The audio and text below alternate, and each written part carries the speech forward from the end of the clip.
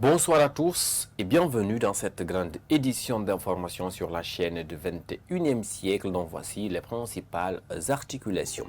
3 mois après la destitution du régime d'Alpha Condé, l'heure est au bilan de la gestion des 90 jours de la transition par le colonel Mamadi Doumbouya. Réaction des politiques et des citoyens à suivre dans ce journal.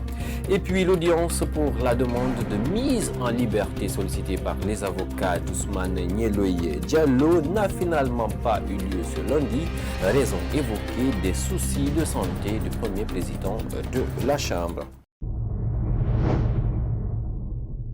À tous, bonsoir et bienvenue. Pour commencer, 3 mois après la destitution du régime d'Alpha Condé, l'heure est au bilan de la gestion des 90 jours de la transition par le colonel Mamadi Doumbouya pour Alpha Oumar Taran Diallo, président de l'Alliance démocratique pour le renouveau et membre de l'ANAD. Ce bilan est partiellement bon et invite les autorités à plus de responsabilités. Suivez.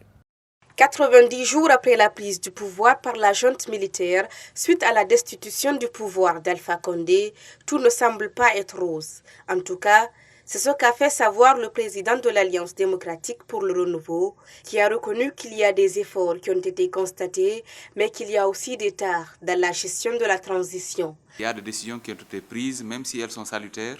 Elle aurait eu plus d'effets positifs si elle avait été faite en concertation avec la classe politique. Ce qui n'est pas fait, c'est le cas notamment de la charte, c'est le cas de la composition du gouvernement. La détermination des activités qui doivent être menées pendant la période de transition, mais aussi la répression des crimes économiques et de sang qui avaient été commis sous l'ancien régime. Pour la réussite de cette transition qui a suscité assez d'espoir à l'endroit de la population guinéenne, Alpha Oumar Taran Diallo invite le colonel Mamadi Doumbouya à plus de vigilance pour ne pas faire les erreurs du passé. La première des choses, c'est qu'ils doivent s'armer de préjugés favorables, mais aussi ils doivent comprendre qu'une transition elle est éminemment politique, donc elle ne peut pas se faire sans les politiques. Le CNRD seul ne peut pas travailler à conduire cette transition et qu'elle soit entièrement apaisée jusqu'à la fin. Depuis la prise du pouvoir par l'armée le 5 septembre dernier, la Guinée connaît la visite de beaucoup de diplomates. Le président de l'ADR pense que ces gestes sont salutaires. Nous sommes en crise, il faut le reconnaître. Nous avons besoin de l'accompagnement et de la compréhension de la communauté internationale. Donc, c'est vraiment salutaire qu'il y ait ces émissaires qui viennent rencontrer les autorités, mais aussi rencontrer la classe politique et les forces vives de la nation. Tout ça pour savoir dans quelle mesure ils vont pouvoir nous accompagner.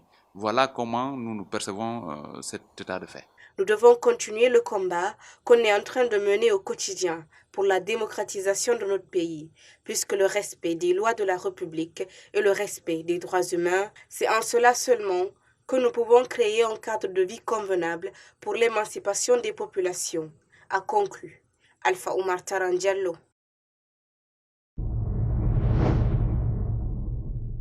3 mois depuis la prise du pouvoir par la junte militaire à travers un coup d'État contre le régime d'Alpha Condé avec à sa tête le colonel Mamadi Doumbouya, des citoyens de Conakry se sont exprimés sur la situation du pays. Nombreux disent être contents de la gestion du pays par les nouvelles autorités. On les écoute au micro de Mariama Kindi et Bari et de Ibrahim Khalil Silla.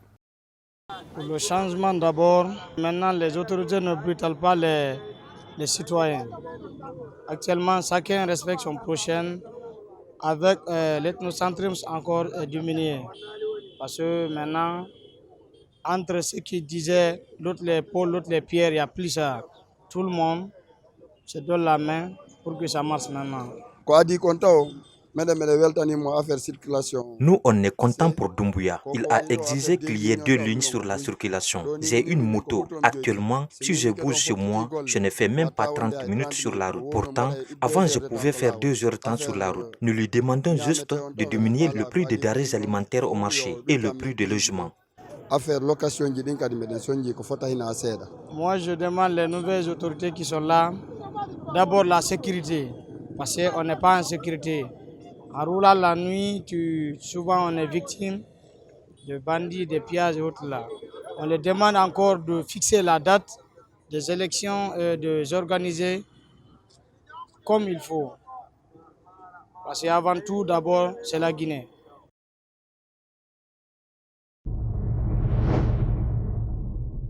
Également dans l'actualité nationale, comme vous le savez tous, de la soirée du vendredi dernier, le ministre du Commerce a fait une annonce sur l'augmentation du prix du pain sur le marché guinéen. La baguette de 4 000 francs guinéens passe désormais à 4 500, une décision qui indigne le président de l'Union pour la défense des consommateurs de Guinée. Ibrahima Diallo est allé à sa rencontre. Suivez son reportage.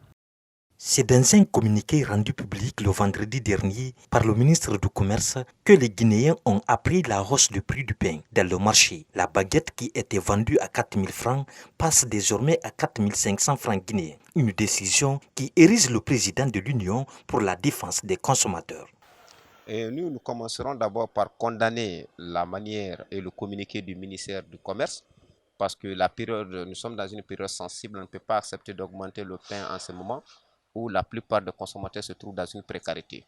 Et ce qui est grave aussi, le ministre a fixé le prix du pain sans tenir compte du poids.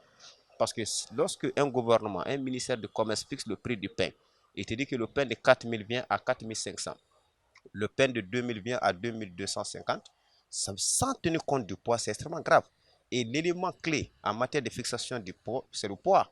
Si on ne connaît pas le poids, ça devient un problème. Parce que quand on dit pain double, baguette double, mais on doit connaître le poids. Combien de grammages, combien de grammes sont là-dedans. Quand vous prenez les pains de 2250, on doit tenir compte aussi du poids. Mais ce qui est grave aussi, imaginez-vous aujourd'hui dans notre économie, il n'y a pas 200 francs, il n'y a pas 100 francs, il n'y a pas 50 francs. Le gouvernement, le ministère du Commerce se permet de fixer un prix en connaissant ces réalités-là. Ça, c'est grave déjà. Dans les heures à venir, ce défenseur des consommateurs compte saisir le ministère du Commerce afin qu'il reconsidère sa position. D'abord, nous sommes en train de saisir le ministère du Commerce et le gouvernement pour qu'ils reconsidèrent leur position. D'abord, ils vont essayer de revoir à la baisse le prix du pain et aussi de segmenter, de permettre cette fois-ci qu'on ait des pains, expliquer aux boulangers la nécessité de segmenter. Mbani Sidibé ne compte pas baisser les bras, il invite les consommateurs à la mobilisation. Nous demandons aux consommateurs à la vigilance et à la mobilisation. Parce que si cela continue, nous n'allons pas cautionner cela. Nous ne sommes pas là pour assister à des réunions, valider ce qui n'est pas bon pour le consommateur. Parce que tous ceux qui ont validé aujourd'hui, que ce soit le ministère, ils ne sont jamais sortis sur le terrain voir comment le pain est vendu. Est-ce que le poids auquel ils estiment, c'est le même poids? Cette augmentation du prix du pain intervient au moment où les Guinéens tirent le diable par la queue.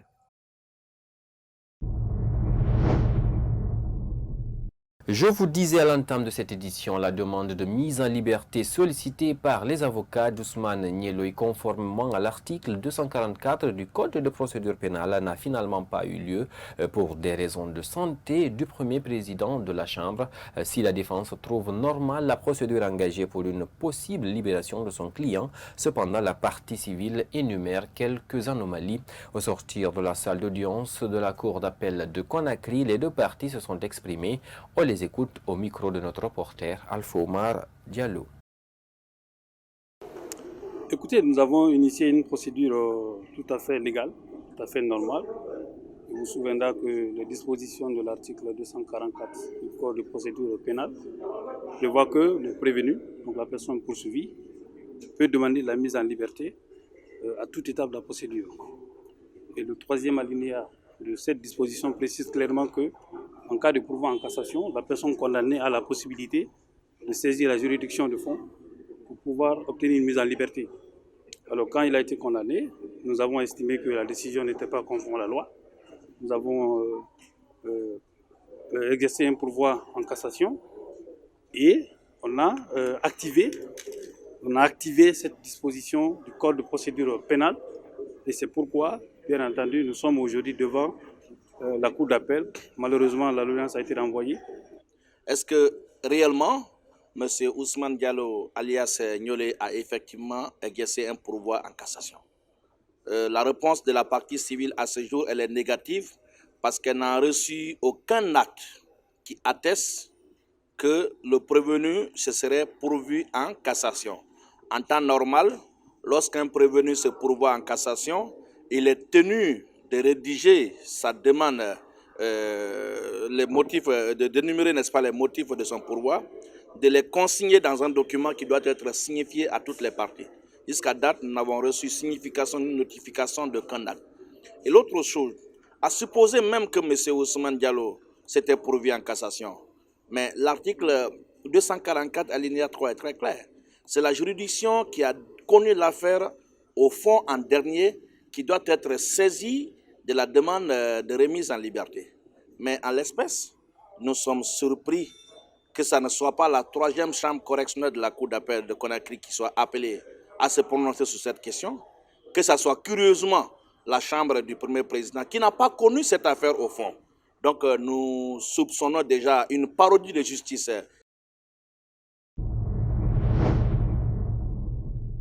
Sur le continent, le président de la Commission électorale nationale indépendante a annoncé dimanche soir la victoire d'Adama Barrow.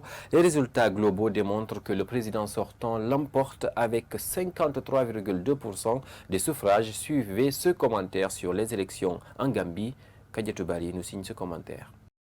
Adama Barrow a été déclaré dûment élu pour servir en tant que président de la République de Gambie. L'annonce des résultats des dernières circonscriptions à la presse a été faite par le président de la commission, Aliou Momar Ndji. D'après les résultats globaux annoncés, le président sortant l'emporte avec 458 519 sur quelques 900 000 électeurs, soit un peu plus de 53%. Loin devant son principal concurrent et ancien mentor, Ousseynou Darbo, avec 238 253 des voix, 27,7%. Le président élu a promis qu'il consacrerait toutes les ressources à sa disposition pour faire la Gambie un pays meilleur pour toutes et tous. La place McCarthy Square, près du palais présidentiel, a accueilli une foule de sympathisants venus célébrer la victoire de leur candidat à grand renfort de musique, sifflets, cris de joie et danse. Cette victoire d'Adama Barrow le reconduit à son poste pour un second mandat après son accession surprise au pouvoir en 2016. Pour cette élection, à un tour, les Gambiens ont été nombreux à voter samedi. Selon les données de la CENI, près de 89% des électeurs se sont déplacés.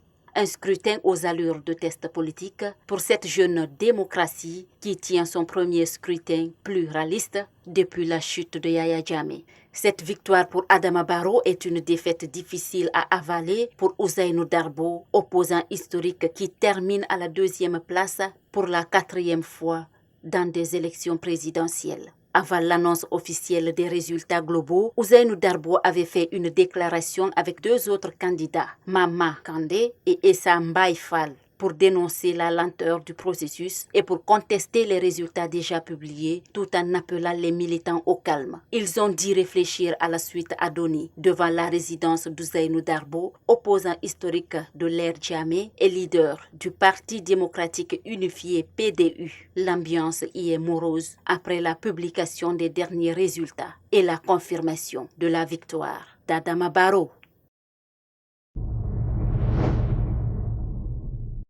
Toujours sur le continent, une nouvelle attaque contre des civils a eu lieu vendredi 3 décembre dans le centre du Mali. Des hommes armés et des présumés djihadistes sont pointés du doigt. Ils ont mitraillé un bus et tiré sur les passagers. Une trentaine de civils ont trouvé la mort. Bintou Souma, commentaire. L'attaque est survenue près de la localité de Bandiagara, dans la région de Mopti, dans le centre du Mali. 31 personnes, dont 17 blessés, est le bilan de cette attaque djihadiste d'un véhicule de transport commun. Le camion de transport, en partie calciné, a été retrouvé au bord d'une route. À l'intérieur, des corps d'une trentaine de civils méconnaissables. Parmi eux, des femmes et des enfants. On compte également des survivants blessés, mais aussi des portés disparus. Ont-ils été amenés par les djihadistes, accusés d'être responsables de l'attaque, ou bien ont-ils pu à un moment s'échapper du groupe? Pas de précision pour le moment selon la RFI. D'après des sources concordantes, le véhicule et ses passagers se dirigeaient vendredi vers la localité de Bandiagara, située dans le centre du pays, pour participer à une foire. Tous étaient des civils. Sur le trajet entre le village malien de Songo et la route nationale 15, des hommes armés ont surgi. Ils étaient plutôt bien renseignés. Des coups de feu ont alors éclaté, panique à bord.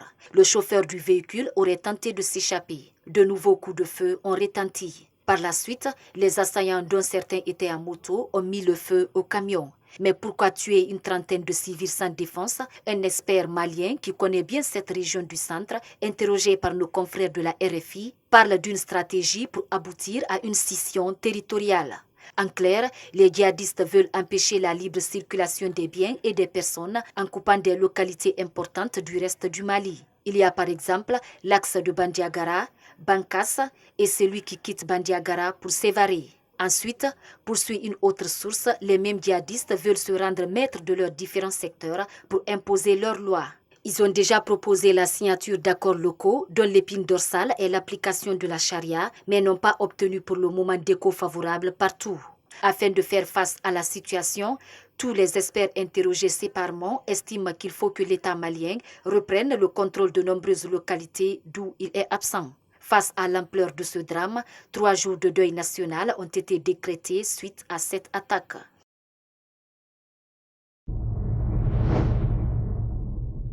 Mesdames et messieurs, ainsi prend fin ce journal à tous. Merci de l'avoir suivi. Passez une excellente suite des programmes sur Star 21 TV, la télé du 21e siècle. Au revoir, où que vous soyez.